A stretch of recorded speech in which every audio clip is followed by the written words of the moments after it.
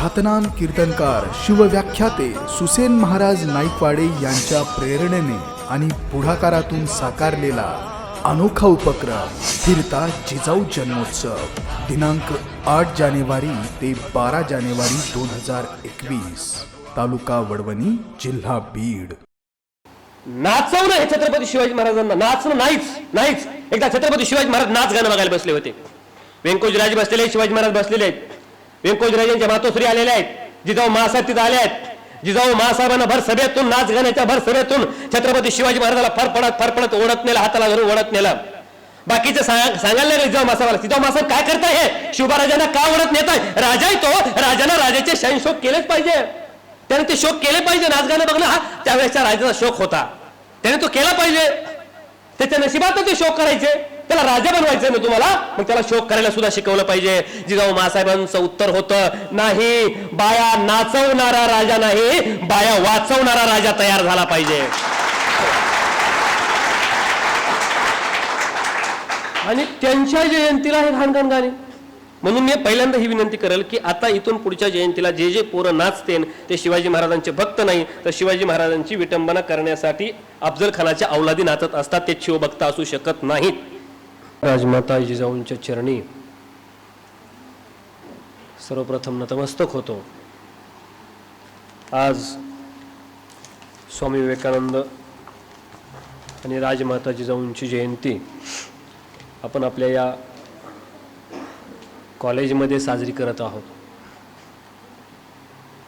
आणि या निमित्तानं मंचावर उपस्थित असलेले या कार्यक्रमाचे अध्यक्ष आदरणीय मोरे सर, प्रमुख पाहुणे काळे सर, या ठिकाणी उपस्थित असलेल्या महिला कक्ष अध्यक्षा मंजुषाताई अर्धापुरे माझ्या संपर्कात होत्या, मला फोन लावला काल आणि व्याख्यान कराल का अशी माझी वेळ ज्यांनी घेतली अशा छायाताई सोंडगे मॅडम, वर्षाताई भोसले मॅडम, इथं उपस्थित असलेले माझे मित्र प्रशांत जिंगळे, या मंचावर उपस्थित असलेलं अनाथ मुलांवरती सावली धरण्याचं काम ज्या पत्नीने केलं, ज्या जोडप्यानं केलं, असे मोहिते सर आणि त्यांच्या पत्नी, सर्व स्टाफ आणि समोर बसलेले सर्व विद्यार्थी, मी अगोदर एक सल्ला देतो सर. सल्ला देणे इतकं सोपं दुसरं काहीच नसतं. म्हणून हे 2 मुली आत्ता बोलल्या ना इथं भाषण करणार आहे, त्यांना मी सल्ला देतो, कारण ते माझं रोजचं काम आहे. माझे भाषणाचे क्लास आहेत ना, म्हणून ते माझं रोजचं काम आहे की इथून पुढं कधी तुम्हाला भाषणाला उठवलं की भाषण पाठ करून कधीच बोलायचं नाही आणि वाचून कधी दाखवायचं नाही. फक्त त्याचं चिंतन करायचं, डोक्यात ठेवायचं काय बोलायचं आहे ते. भाषणाची व्याख्या सांगतो मी थोडक्यात. चांगलं भाषण कोणतं काळे सर? पोटातली गोष्ट पोट तिडकीनं ओठावर मांडणं म्हणजे भाषण. म्हणजे काय होतं त्यानं की आपल्या मनातल्या भावना व्यक्त करायच्यात फक्त आपल्याला. कारण तुम्ही जर वाचत राहिलात ना तर जास्त दिवस तुम्हाला म्हणजे मोकळं बोलता येणार नाही. मग म्हणून मी एक तुम्हाला त्या विषयात मी 10-12 वर्ष घातले म्हणून तुम्हाला प्रामाणिकपणे सांगायलो. हे मी पैसे घेऊन सांगतो, 11,000 रुपये घेऊन. माझ्या भाषणाची क्लासची फीस किती? 11,000. आणि माझं काम काय असतं माहिती का? 11,000 मध्ये फक्त चुका सांगायच्या, पैसे देऊन चुका सांगायचं भाग्य मला भेटलं. आणि ते सगळं सोपं असतं. चला विषयांतर नको. होतं काय, आज जिजाऊंची जयंती. काल काही लोकांनी तुम्ही मला जी टॉकीजला बघितलं असेल. काल 6 वाजता मी जी टॉकीजला होतो. आज सुद्धा 6 वाजता संध्याकाळी टी व्ही लावा जी टॉकीज. मी परत जी टॉकीजवर आहे. उद्या सुद्धा जी टॉकीज लावा संध्याकाळी 6 वाजता. मी उद्या पण जी टॉकीजला आहे. आज जे आहे जी टॉकीजला ते जिजाऊ जयंती निमित्त कीर्तन आहे. फरक एवढाच आहे, आज मी या पद्धतीनं उभा आहे, तिथं फक्त धोतरण फेटा घातलेला आहे. कोट सुद्धा हाच आहे. संध्याकाळी किती वाजता? कोणतं चॅनल? मी खूप फिरलो सर, खूप कॉलेज बघितले, खूप गावं बघितले, पण असे ताट बसलेले लेकरं कुठंच नाही बघितले. त्या बघा असंच ताट बसून राहायचं आता शेवटपर्यंत. आज जिजाऊ मासाहेबांची जयंती, जिजाऊ मासाहेबांची जयंतीचे माझा आजचा पहिला कार्यक्रम, मला इथून 2 कार्यक्रम करायचे होते, एक हा आणि दुसरा फिरता जिजाऊ जन्मोत्सव घेतला. काळे सर, मोरे सर, मला तुम्हाला सांगायला आनंद होतो. मोहिते सर, तुम्ही त्या क्षेत्रात काम करताय म्हणून सांगतो. सामाजिक क्षेत्रामध्ये काम करत असताना डोक्यामध्ये ज्या माणसांच्या, जो माणूस चळवळीत काम करतो त्या माणसाच्या डोक्यामध्ये नेहमी वळवळ चालू असते. आणि म्हणून ती वळवळ माझ्या डोक्यामध्ये चालू होती की लोक शिवजयंतीला, जिजाऊ जयंतीला, महापुरुषांच्या जयंतीला नाचतात गाणे लावून, प्रचंड दारू पिऊन नाचणारे.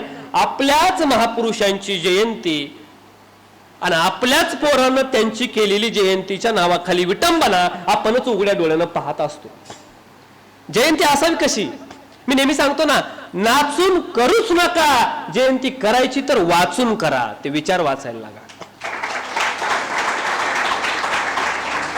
मी बऱ्याचशा अशा जयंत्या बघितल्या मोरे सर की एवढं नाच, शिवजयंतीला तर काय पोरं एवढे नाचले, त्या दारूच्या नशेमध्ये त्यांनी शर्ट काढायचा, फेकून द्यायचा, उगं नाचत नाचत. आणि जयंतीला गाणे बी एवढे घाणघाण, त्या गावातून डीजेवर गाणे लावलेले, ते एवढे घाणघाण गाणे की त्या जयंतीचे गाणे बघून आमच्या माता भगिनींनी दारं बंद केले. म्हणजे माझ्या राजाला सुपारीच्या खंडाचं बेसन नव्हतं. आणि त्या राजाच्या जयंतीला घाणघाण गाणे लावून जर आम्ही गावात त्यांची प्रतिमा मिरवत असू तर ती जयंती आहे का ती विटंबना आहे, हे थोडंसं आत्मपरीक्षण केलं पाहिजे. काय आहे बघा, तुम्ही बऱ्याच वेळा मी नेहमी सांगत असतो की नाचून शिवजयंती करणारे जे पोर आहेत हे शिवभक्त असू शकत नाहीत. मला मुद्दाम सांगायचे असते, कारण जयंती जवळ आली ना आता. आधी विटंबना थांबवली पाहिजे, मग जयंती करा. आधी विटंबनाच थांबवा आपण केलेली, मग जयंती करा. गाणे डीजेवर घाणघाण लावलेले, बाई वाड्यावर या आणि पत्र्याच्या खोलीत राहतोय.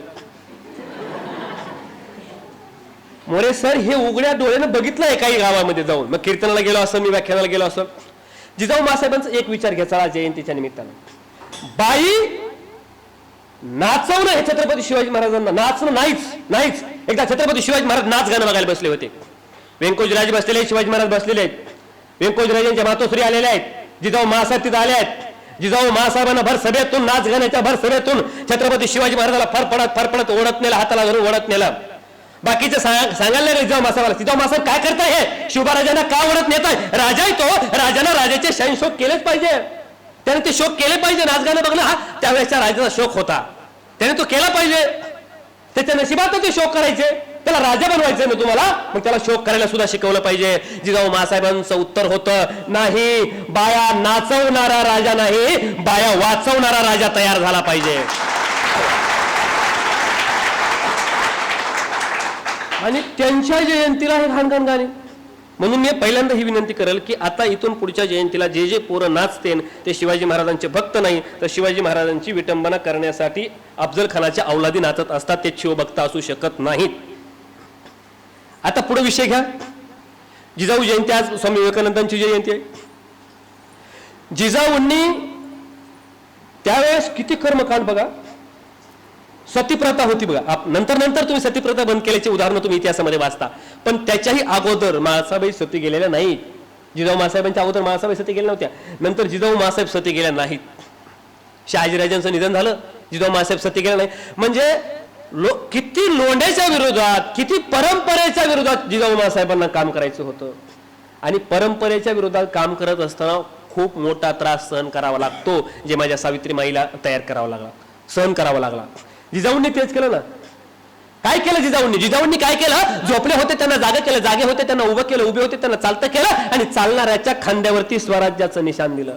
पण तुमच्या आमच्या खांद्यावरती स्वराज्याचं निशाण देत असताना जिजाऊ मासाहेबांना अनेक प्रथा बंद पाडाव्या लागल्या, अनेक वाईट चालीरीती. जिजाऊ मासाहेब सती जा म्हणून असा एक वर्ग बोलत होता. होदेगिरी प्रांतामध्ये एक वाघ घुसला होता, नरभक्षक वाघ. तो वाघ शेतामधले जनावर तर खायचा, शेळ्या मेंढ्या तर खायचा, पण तो नरभक्षक होता, माणसं सुद्धा खायचा.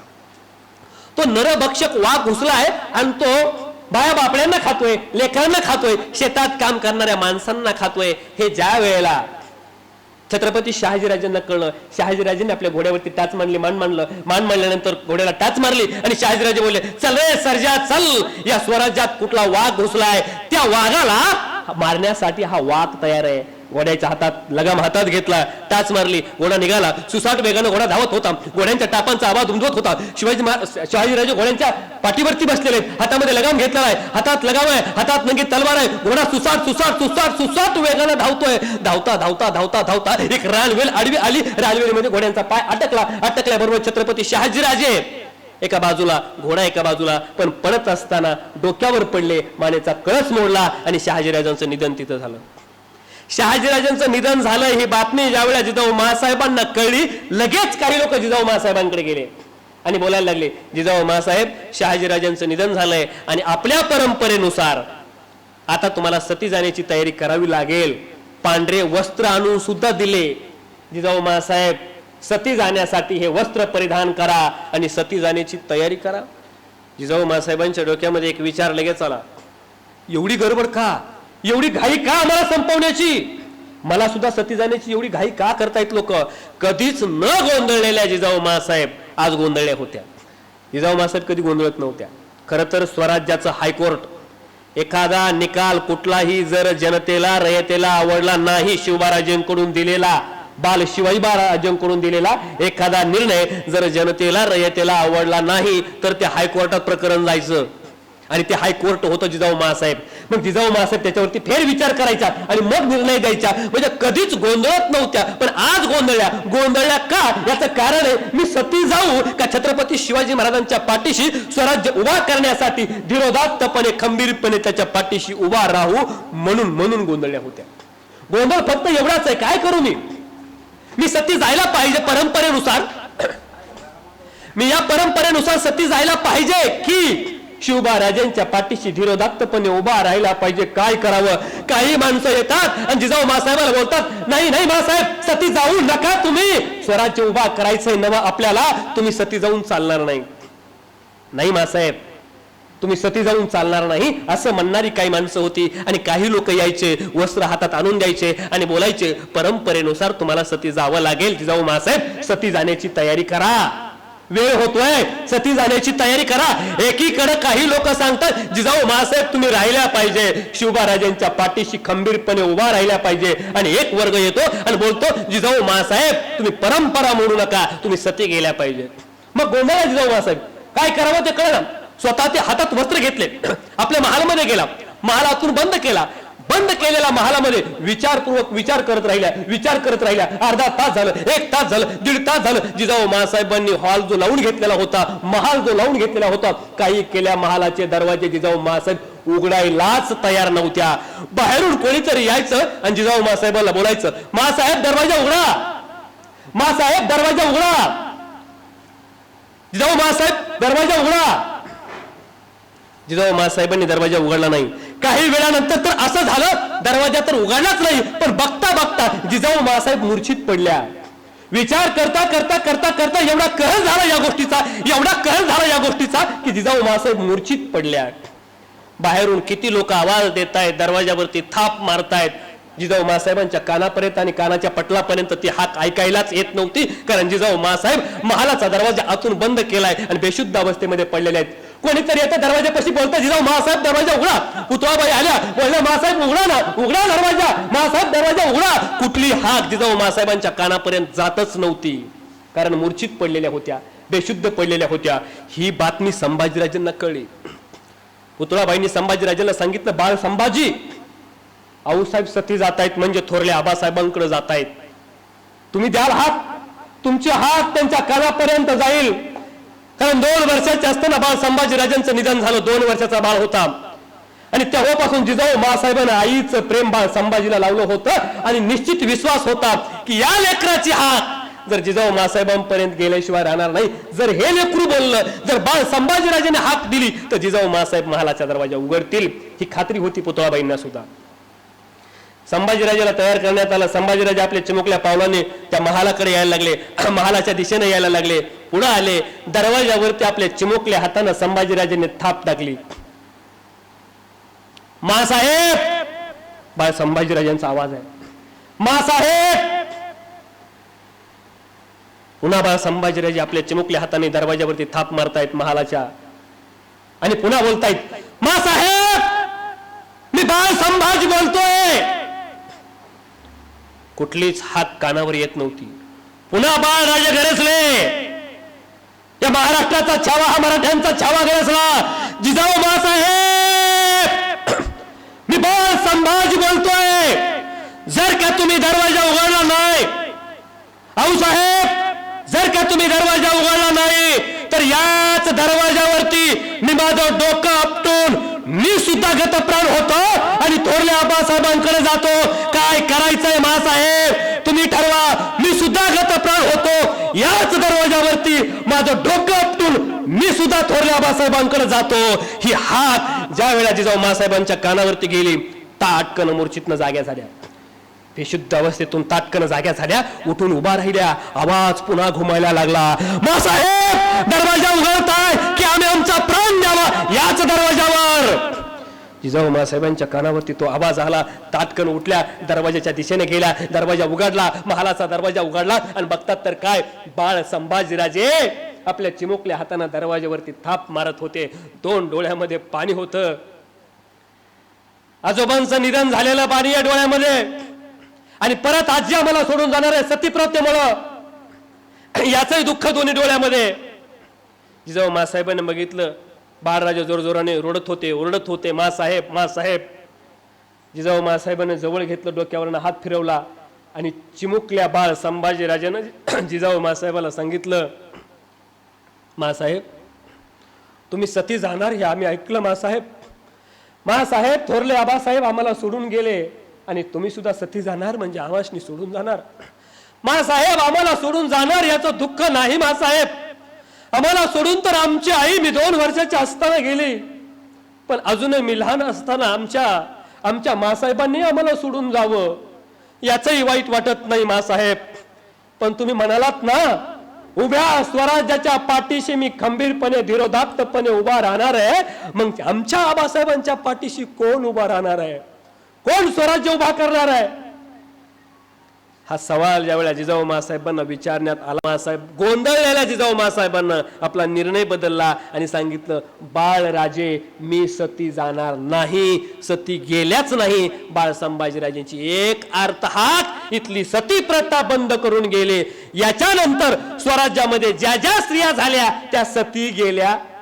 संभाजीराजेनंतर संभाजीराजेंची पत्नी सती गेली, सईबाईंचं सती गेली नाही, येशूबाई सती गेलेल्या नाहीत. ज्या ज्या स्त्रिया झाल्या मराठ्याच्या स्वराज्यात त्या सती गेलेल्या नाहीत. ही जी प्रथा आहे ना, ही प्रथा बंद करण्याचं काम जिजाऊ माँसाहेबांपासून होतं, म्हाळसाबाईंपासून होतं. मग काय घेतो आम्ही चालीरीती मोडल्या. ही कॉपी करायला पाहिजे आम्ही विचारांची. मी नेहमी सांगतो, माणसानं कॉपी करायला पाहिजे चांगल्या विचारांची. एखादा पोरग चांगलं बोलत असेल त्यात सका आपण बोललं पाहिजे. एखादा चांगला गायन करत असेल आमच्या डाके महाराजांसारखा, आपण कॉपी केली पाहिजे. एखादा शिक्षक चांगला शिकवत असेल, आपण त्यांच्या शिकवण्याची कॉपी केली पाहिजे. एखादा चांगला लोकांशी वागत असेल, लोक किती वाईट वागले तरी तो लोकांशी चांगलाच वागत असेल, त्याच्या वागण्याची कॉपी केली पाहिजे, त्याच्या जगण्याची कॉपी केली पाहिजे. आपण कॉपी कोणती करतो माहिती का? सर मी शिक्षक आहे, मला अनुभव येतो. मी शिक्षक आहे, तुम्ही प्राध्यापक आहे. फरक एवढाच आहे, तुम्ही पगारीवाले असताना सगळे, मी बिनपगारीवाला आहे. बिनपगारी आणि फुल हा शाबाश. सर मी 5वीच्या वर्गातली कॉपी पकडली होती एकदा. त्या कॉपीत असं लिहिलं होतं, प्रप डाखी प्रदू उखी प्रति माखी. काही कळालं का तुम्हाला? मला काहीच कळालं नाही. मी कॉपी बघितली ती, मी त्याला विचारलं, अरे हे मी तर कुठं शिकवलं नाही तुला. प्रप डाखी प्रदू उखी प्रति माखी. ते म्हणलं माझा पेपर घ्या. मी पेपर दिला. ते म्हणलं मला मारणार नाहीत ना? मी म्हणलं नाही मारणार. मी म्हणलं सांग हे काय प्रप डाखी याचा अर्थ? ते म्हणला प्रप डाखीचा अर्थ आहे प्रश्न पहिला डाव्या खिशात आहे. म्हणला हे बघा, प्रप डाखी, प्रप डाखी प्रश्न पहिला डाव्या खिशात. प्र आणि प्रदू उखी म्हणला प्रश्न दुसरा उजव्या खिशात आहे. म्हणलं मी म्हणलं हे प्रति माखी म्हणला प्रश्न तिसरा मागच्या खिशात आहे. म्हणलं बघा. आणि खरंच पोरं एवढे पुढे आहेत ना, मी शाळेत शिक्षक असल्यामुळे अनुभव येतो. मी एकदा पोरांना काय केलं, पोरांना म्हणलं आपण काय करू, सगळेजण डब्बे आणू, आपण सगळे डब्बे सोबत खाऊ. मी सगळ्यांना डब्बे सांगितले, पण मीच डब्बा आणायला विसरलो. एका पोरानं डब्बा आणला होता, त्याला म्हणलं तुझा डब्बा मी खातो. ते मला खा ना सर, बिंदास खा. म्हणलं मग तू घरी काय सांगशील? ते म्हणते सांगा ना कुत्र्याने खाल्ला म्हणून.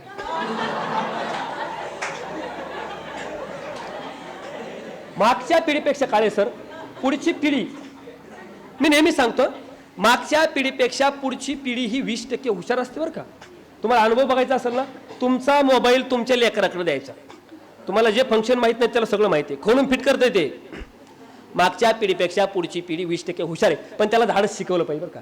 या पिढीला शिकवलं पाहिजे बाबा असं जगायचं ना, असे जगावे छाताडावर आव्हानाचे लावून अत्तर, नजर रोखून नजरेमध्ये आयुष्याला द्यावं उत्तर, करून जावे असे काही, करून जावे असे काही दुनियेतून जाताना, आणि गहीवर यावा जगास साऱ्या निरोप शेवटी देताना. जगायला तर कुत्रही जगतं दादा, पण त्या जगण्याला काही अर्थ असला पाहिजे. मला आज त्या 2 मुलींचं लय कौतुक वाटलं. इथं येऊन बोलायला डेअरिंग लागते, धाडस लागतं बरं का. इथे येऊन कुणी नाही. आता एखाद्याला म्हणलं ना भाषण,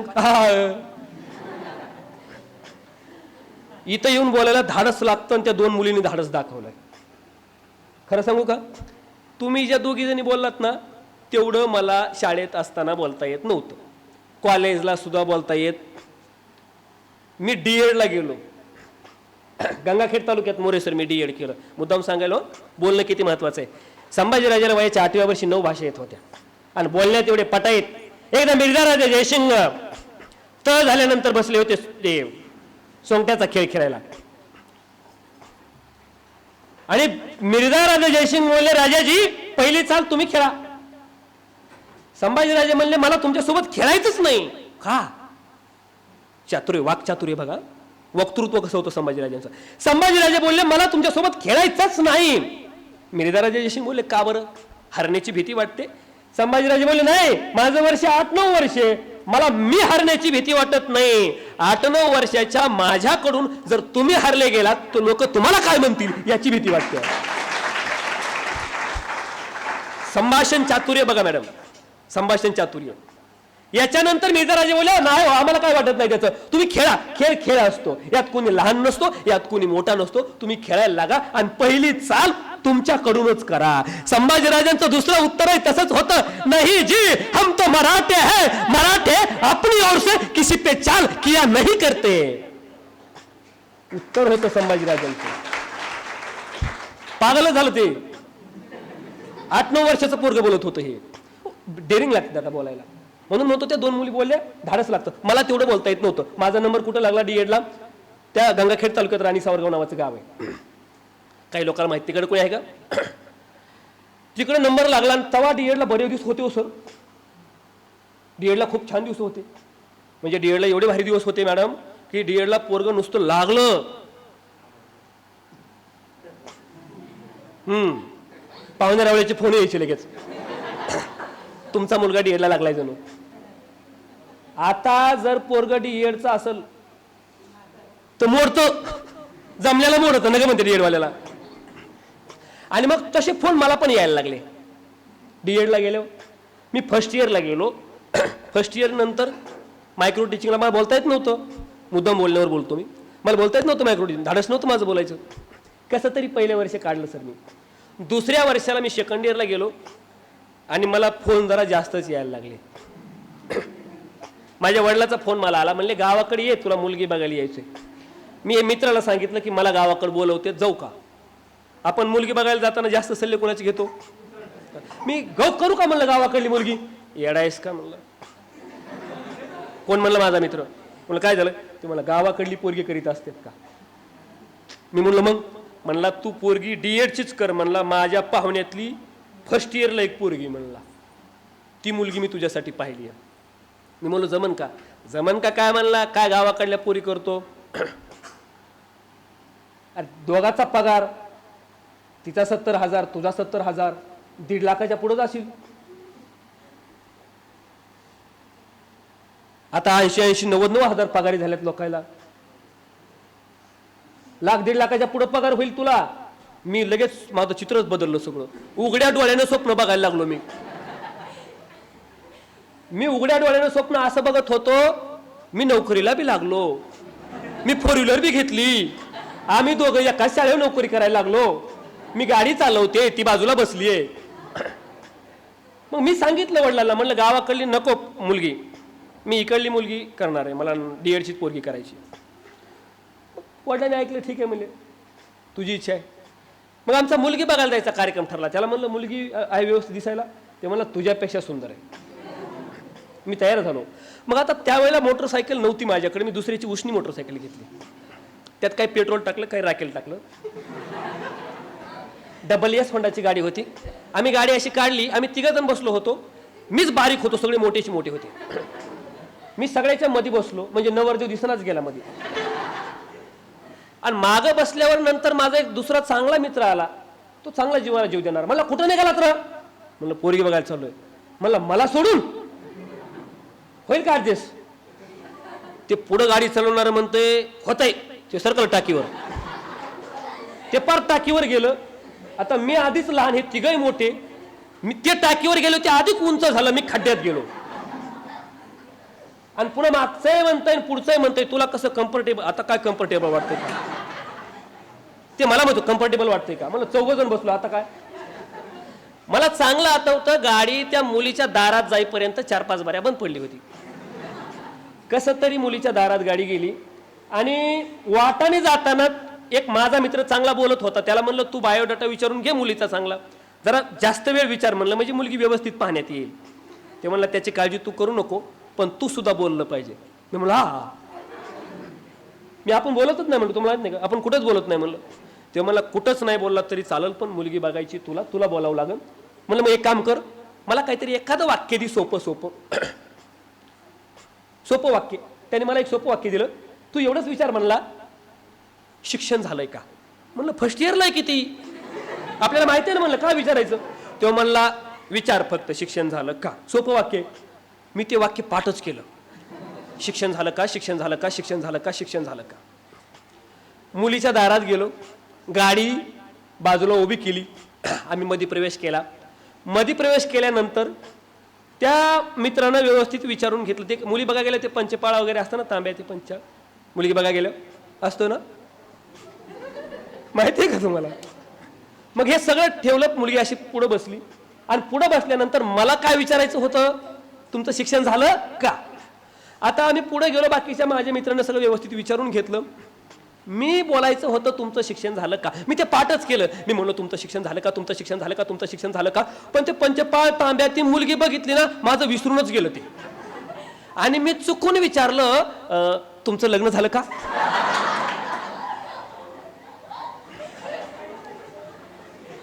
पुढं काय झालं मी सांगणार नाही, सगळंच प्रायव्हेट मला तुम्हाला सांगायचं नाही. पण त्या खोलीच्या बाहेर सगळ्यात आधी मी पळालो. दादा मला एवढं सांगायचंय, मी त्यावेळेला ठरवलं होतं सर, मला बोलताय, पण माझ्या बीड जिल्ह्याची ओळख आहे ऊसतोड कामगारांचा जिल्हा, ती मोडीत काढून वक्त्यांचा जिल्हा म्हणून करणार. आणि आज ती होते. आणि मॅडम ती ओळख झाली आहे. सोनगे मॅडम, आमच्याकडे वक्त्यांचा कारखाना आहे. नाही कारखानदार बघितले तुम्ही, पण वक्त्यांचा कारखाना तुम्ही बघितला नसल. मोरे सर, तो वक्त्यांचा कारखाना माझ्याकडे आहे, म्हणून मला अभिमान आहे, मी कारखानदार आहे. एवढे वक्ते घडले आपल्या बीड जिल्ह्यामध्ये. आता याच वक्तृत्वातले 10 वक्त्यांचे व्याख्यान मी माझ्या गावाकडे लावलेत. प्रशांत सरांचं व्याख्यान परवा दिवशी झालं, 2-4 दिवसापूर्वी. पाठीमाग बसलेत आमचे प्रशांत इंगळे शिवव्याख्याते, आमच्याच अकॅडमीत आमच्या तालमीत घडलेले वक्ते, मला अभिमान आहे त्यांचा. असे 10 वक्त्यांचे व्याख्यान मी आत्ता लावले. नुसते वक्ते घडवत नाही, स्टेज उपलब्ध करून देतो. इथं व्याख्यान करायचे तुम्ही, कारण किती बीत ना फोन, मला किती बी कार्यक्रम आहेत ना, मला उपलब्ध करून देतो. आणि मग मी माझ्याकडे वक्त्यांचा कारखाना, मी काय केलं पाहिजे आणखी बीड जिल्ह्यासाठी. मला दुसरी एक खंत होती, मी बारामतीकडे गेलो की मला झाडं दिसायची, पण इकडे कोकणाकडे झाडी असायची. तिकडे कार्यक्रमाला गेलो मी राजगडाच्या पायथ्याला, झाडीच झाडी. माझं काल्याचं कीर्तन होतं, एवढी झाडी. मला वाटलं ही झाडी बीड जिल्ह्यामध्ये का नाही. म्हणून मी म्हणलो ना, जी चळवळीची माणसं आहे त्यांच्या डोक्यात वळवळ असते सतत. मग ती चळवळीच्या माणसांच्या डोक्यातली वळवळ कधी थांबत नाही, तशी वळवळ होती. बीड जिल्ह्यात झाडं वाढले पाहिजे. गेल्या 2 वर्षापासून एक संकल्प आहे सर, मी जिथं कीर्तनाला जातो मी तिथं 2 झाडं घेऊन जातो. 2 झाडं आधी लावतो आणि मग रामकृष्ण हरी म्हणतो. आणि इथल्या लोकांना सांगतो हे झाड जपायचं, कारण महाराजांना सांगितलं की लोक ऐकतात. बरोबर आहे ना.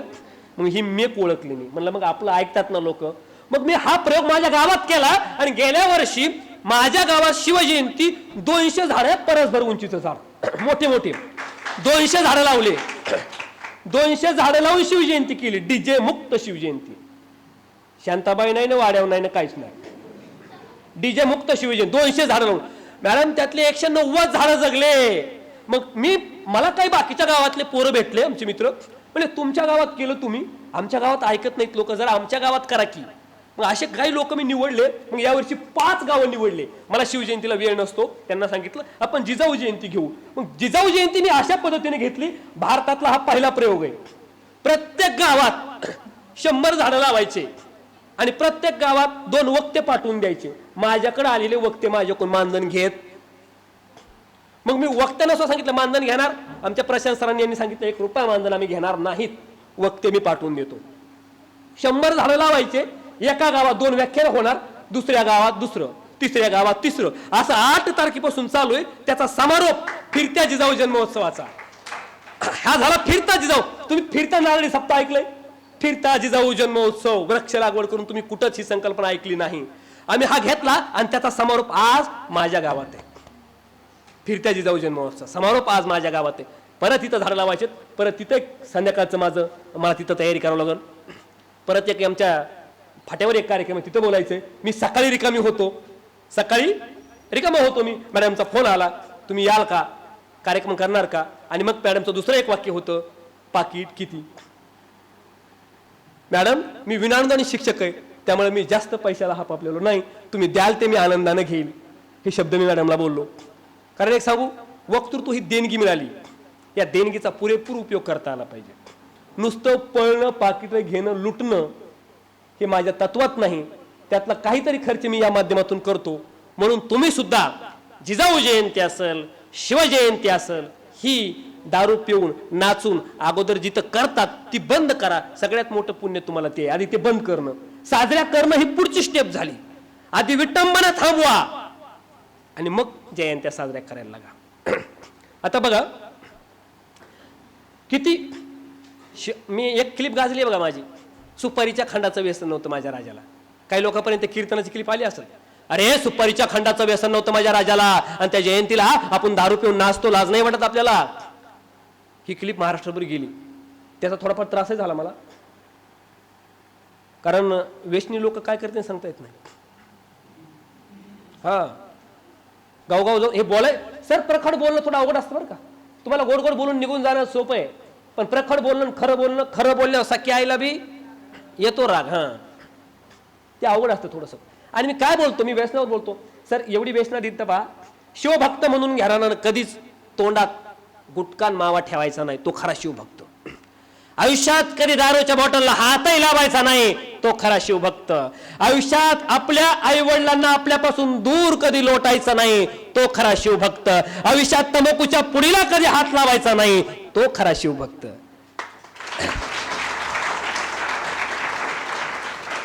हे सोशल मीडियावरले शिवभक्त लय झाले. सोशल मीडियावर कधीच कुठली जयंती साजरी करण्यात पुढे नाही, कधी जिजाऊंचे विचार त्यांनी गायले नाही.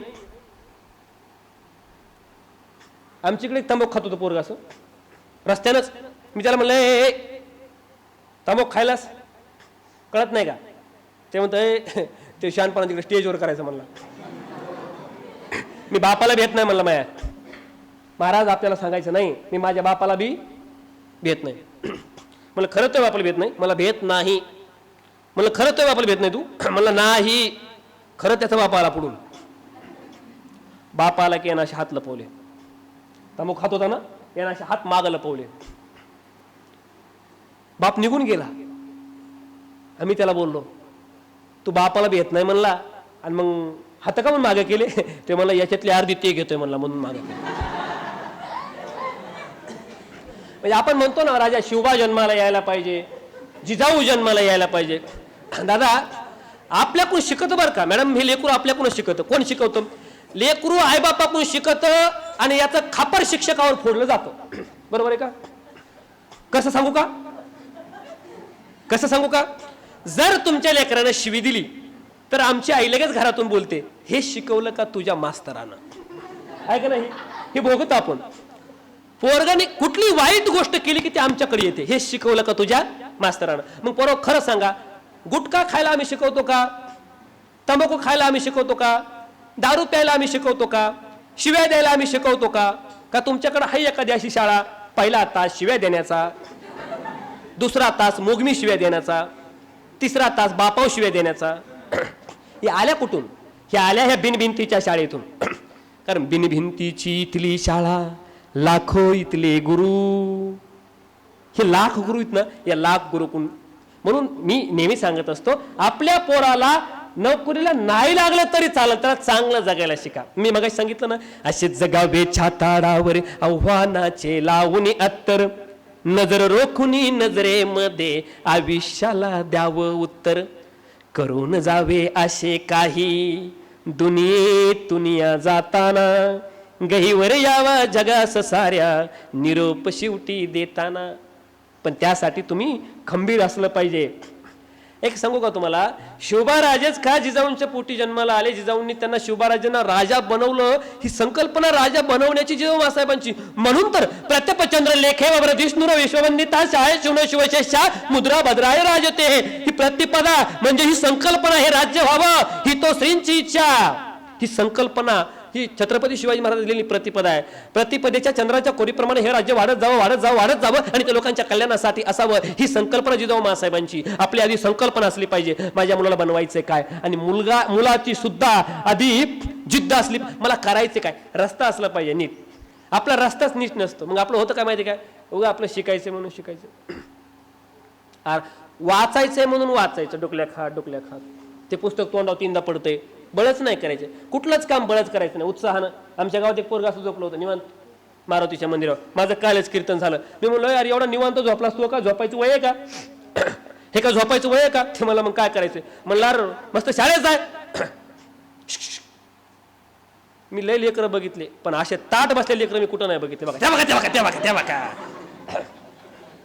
मी म्हणलं त्याला, अरे तुझं काय हे वय आहे का, इथं झोपलास खुशाल, तू शाळेत जायचं वय आहे? ते म्हणते शाळेत जाऊन काय होईल? म्हणलं शाळेत गेल्यावर मस्त कॉलेजला जाशील? ते म्हणते कॉलेजला जाऊन काय होईल? मला अरे कॉलेजला गेल्यावर मस्त नोकरी लागेल? ते म्हणते नोकरी लागल्यावर काय होईल? मी म्हणलं अरे नोकरी लागल्यावर मस्त बंगला बांधायचा? ते म्हणते बंगला बांधून काय करायचं? मी म्हणलं अरे बंगला बांधल्यावर मस्त आराम करायचा. म्हणलं मग आता काय करतोय? किती हुशार आहेत बघाले खरं. दादा एक सांगू, तुम्ही जोपर्यंत उद्याचा दिवस तुमचा जर सुंदर व्हावा असं वाटत असेल, आज कष्ट केल्याशिवाय पर्याय नाही. रिकामं काहीच भेटत नाही, फुकट काहीच भेटत नाही. मोरे सर, आयुष्यात माणसाला फुकट काहीच भेटत नाही. यदि हम कफन भी लेते हैं तो हमारी जिंदगी देकर लेते हैं. ही गोष्ट कायमस्वरूपी लक्षात राहूया. काय भेटतं फुकट? शिवबाराजा जन्माला यावं वाटायचं. शिवबाराजा जन्माला आल्यानंतर पाळणा सुद्धा असा होता ना, तुम्हाला लय पाळणे माहिती. पहिल्या दिवशी जन्मलं बाळ, दुसऱ्या दिवशी खात या किड, आणि तिसऱ्या दिवशी हाकत पातळ जुबाळ रे. माझ्या शिवबाराच्या जन्माला आल्यावर पाळणा कसा होता मोरे? बाळ जन्मला जिजा मातेला. पा आनंद होता हो. आपण जन्माला आलो, दुष्काळ पडला, शिवराजे जन्माला आले, सगळ्यांना हे राज्य व्हावं ही तो श्रींची इच्छा, आनंद वाटला सगळ्यांना.